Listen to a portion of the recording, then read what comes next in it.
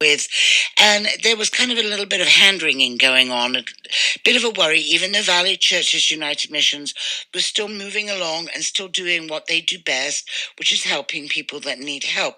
Well, I met Dave Mills, who is executive director, last year at the end of the year, and I said, at some point here, we've got to get you on the radio because we want to know who you are and what you are and what you're about and what brings you to our area. And so, good morning to you and welcome. Good morning, Rosemary. Thanks very much for having me. Not at all. It's nice to have you here. Now, you're actually a local guy, as it turns out. Well, I grew up I went to Soquel High School. Before that, I lived in Felton for a bit and also Scotts Valley. I went to Scotts Valley Middle. There was no Scotts Valley High School back in those days. So I do have some Valley connections, so a little bit of Valley roots. Well, Santa Cruz County roots altogether. Yeah, absolutely. So then after high school, then what happened? Went to college down in San Diego, came back and worked in Silicon Valley for about 25 years. So that to me, because it seems to me that people that go into Silicon Valley and go into high tech, that's where they stay. They stay there. They're watching the leaps and bounds. They're watching their paychecks in leaps and bounds. And you were recruited, and you've left the world of high tech, which is such a fast moving, obviously, just as it suggests, and you've now running Valley Churches United Missions in Ben Lomond. What made you want to make that leap and change your life like that? Yeah, a couple of things. I think first of all, I became the oldest guy in the room in Silicon Valley. And so, you realize it's not a place for people north of 50, let's just say. Okay. And the second thing was, when you get to my age, I think you start to think about your business career differently, and you think about what can I bring to a bigger cause than my own paycheck or my own career success or my next promotion or whatever. And so those two things combined sort of set me on a path for looking for something different. Now, I did have some nonprofit experience prior to coming to Valley Churches, so I have dabbled in that. But nonprofit seemed to be a place where my experience, my management skills, all of that stuff would be a place to really play and make a difference. And when you got the gig, the day you got the gig and you were told about it, was it like, well, that was a good idea? Or was like, well, now what the heck have I done? The answer is yes. It was both, all at the same time. Yeah, because there's plenty of tremendous assets at Valley Churches, the brand, the volunteers, the donors, what happens there. It's a great place to be. At the same time, it was a 33-year-old organization that was run, in the likeness of its founder. Some of the processes, some of the stuff up underneath wasn't very modern for where we were. And so I think I can bring some skills to sort of modernize some of our processing without destroying the caring and the dignity that we provide in the pantry every day. Yeah, because I see it all the time. I see it now every day. I see people coming in and out of your facility. How many people do you serve? Probably around 500 a month is a run rate. And when we say 500 people, it's a blend of seniors, families, like that. And that's a lot of folks to be taken care of, and we've seen those numbers, as in all communities, Dave. We've seen those numbers going up and going up. Especially when the economy was tanking, it was really, really difficult for people to even actually try and wrap their head around how many people need help. Yeah, I know we're not fundraising here today, but we're not. The demand for our services since the first of the year has increased, and so we see the demand going up, not down. How many volunteers do you have? We have around 250 that we would call active. Now, you need to know some of those only come in around Thanksgiving or Christmas. But Valley Churches is enabled really by a core constituency of deeply committed volunteers that is the community engagement up there in the valley is really mind-blowing. And for those that don't know, the genesis of Valley Churches was because of the calamity and the deaths and the complete disaster on Love Creek, which is ironically right behind where you are in your present location, which is, I will add, a perfect location. Yeah, that's right. There's some confusion out there, I think, about the churches, Valley Churches. We're not a church. We're a non-denominational organization, but the churches help us through fundraising and other ways, garage sales, flea markets, etc. And so the benefit to them is that we're like a leveraged outsource, if you like, where they can send people to get help. So it's a good model for them. It's a great model for us. But some folks don't make the connection, and they think that we're somehow a church. That's true. Well, you know what? Before we go to traffic here, Dave, that at the funeral, at Annette Markham's funeral, which on a day when it was pouring with rain, and days that we miss for sure, but it was really pouring with rain. I was so astonished not only at the panoply of religious representation that was at that service, but the fact that the Ghost Mountain Riders motorcycle group, they were there too, and they were soaking wet like the rest of us. It was in a huge church, and it was just amazing what was there. We're going to talk more about this organization again. We're not trolling for money here. Just 46 minutes past 8 a.m. David Mills from Valley Churches United. He is and when did you take up the position, David? Late last August. Oh, I would help if I'd done that on. Late last August. Oh, so you're coming up on a year. I am. So you were in high tech. What kind of high tech were you in, if you don't mind me asking? Well, software mostly, and then I worked at Yahoo, which is a web company, obviously. Uh-huh. So I spent most of my formative years, I guess, if you like, at Adobe Systems, 10 years there, and then a little bit of time at Yahoo after that.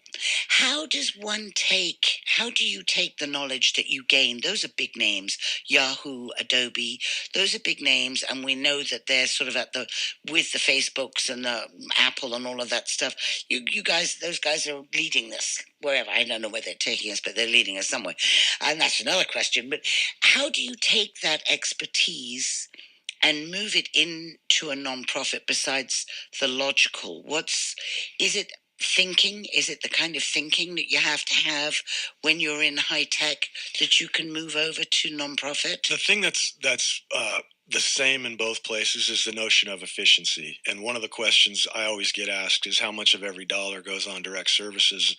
And I always say, well, our operating plan calls for a 12% fixed expenses. That would mean 88 cents for every dollar goes to services. Now, that's how it looks annually.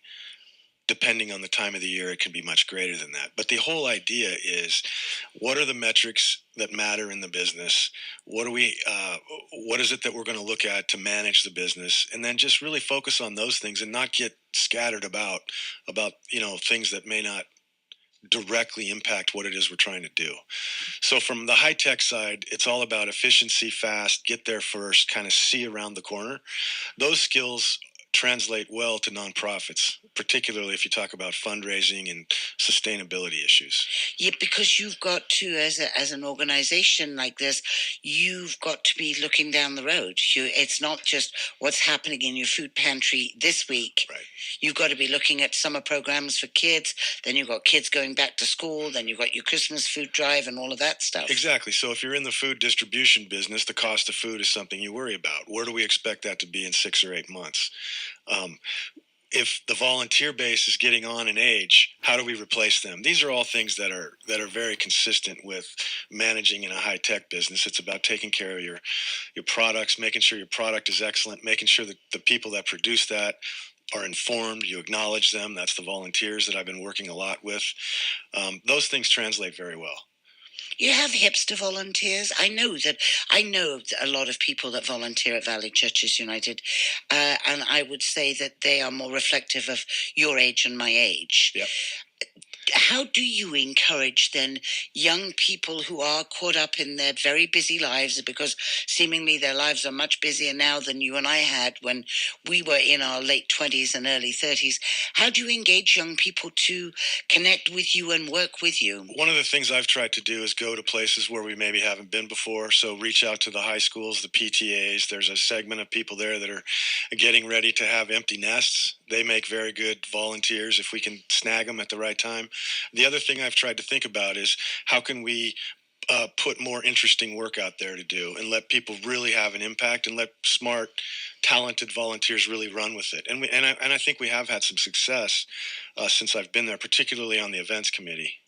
Ah, yes. Now, on the events committee, for those of you who like to eat or imbibe a little wine or a little beer, you have got a very nice program that you're starting. It's first of, and I'm guessing it will become an annual event, and I think it's great. Yeah, that's our intention. August 9th, I believe, I know. August 9th. If you don't know that, they'll Yeah. come down from the office here and kick your butt in a minute. We're at Roaring Camp in the Bret Hart Hall with what we're calling Tasting Under the Redwoods. We've got 25 local participating restaurants and close to a dozen wineries and probably a handful of breweries that'll be there as well.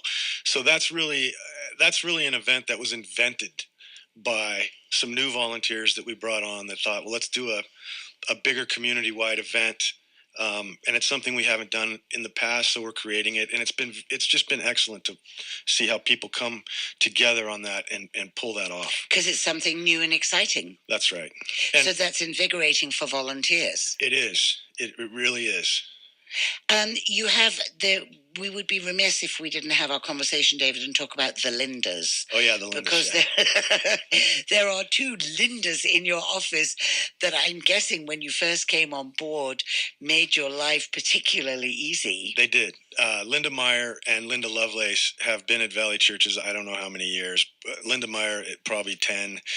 Linda Lovelace probably 30. Yes. They know how to run the operation, and so that was one of the luxuries for me, was coming in and I didn't have to worry about the lights, or where the food was going to come from, or how do we do this. So that was a real luxury for me as a new person coming on board, to have such a well-oiled machine in place from that staff. Yeah, no, they're really great. That's very good that you've got that event coming up. I'm very excited about it. People respond well to food and wine and things like that.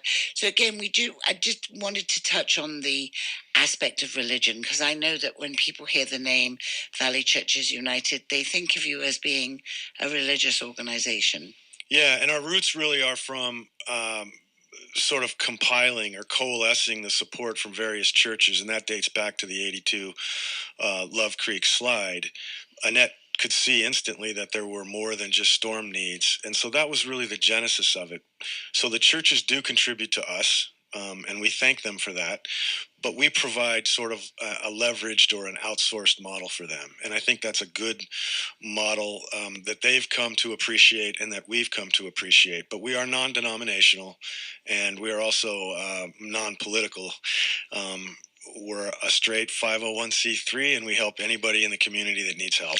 And that's not just in the San Lorenzo Valley, that extends out through into Scotts Valley and Scotts Valley, Santa Cruz as well. And some outlying areas, absolutely. Like, for example, Bonnie Doon, as far as maybe Davenport, we help. So there's different places. Northern Santa Cruz County would be a better way to describe our service area, but traditionally it's been Scotts Valley and San Lorenzo Valley. Well, we are delighted to have you on board, and we'll look forward to what's happening with Valley Churches. What was the most difficult question you were asked in your interview, when you had the interview? Because you're a high-tech dude. The one that I sort of stumbled on was, I believe Linda Meyer actually asked me. Oh, they staff were there to interview. At the end of it, she sort of said, what haven't we asked that we should have? Which is a good question, and, yes. I didn't have a good comeback, but when I was driving home, I thought about 3 or 4 or 5 different things I could have asked, and I probably didn't handle that one very well. What are your hobbies? I play a lot of golf when I can, and I like to travel with the family. Okay, good. Well, it was nice to see you. I'm sure that we will see and talk to you a lot over the years, and welcome home, really. Yeah. It's taken me a long time to get you here, but that's fine too. We'll look forward to having you in again. Thank you, Rosemary, very much. Not at all. Thanks so much. That is David Mills. He is the Executive Director of Valley Churches United Missions. They are located in Ben Lomond, and we just wanted to chat with this dude and see who he was and what he is, and get your metrics ready, folks, because we're going to be eating and drinking in the Redwoods. 8:54. Here's Rick with your King of the Hill traffic update.